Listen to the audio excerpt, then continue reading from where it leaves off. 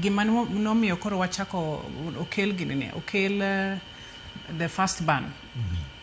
Droughts no angi piny tuo, pi wangi challenges mag pi. Koro ngene okwanyal aneno ka gima kwadhi e yorni without proper policies gi guidance to wabro doka kuno.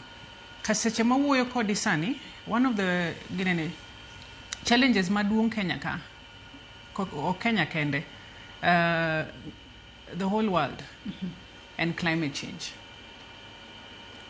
And climate change kakineno ni ji ngado yien. Kidhi pinje moko ibro yudo kata ni onge, kidhi Dubai gionge kata yien, which means kata Dubai koth chwe dichiel. Sani idhi pinje moko pod to Kenya kende mok thagre kama. Ineno Tanzania be gin gi challenge mar either ging'ad yien mondo gipidh ginene mchele. To ineno ka pod Nigeria kore ema lich.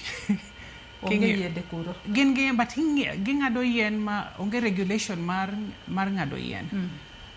Kidhi kata Lagos, idhi kata pinje go, kaka piny liet. To ka piny liet ahinya, to koro mano chiemo be waonge go.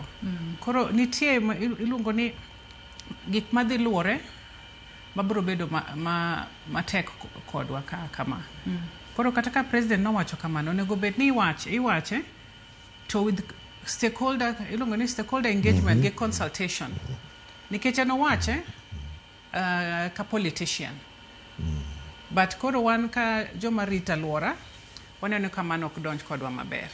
Yes. Iwacho kanyo makare ahinya kendo yiena mar mondo mi adwok professor twak.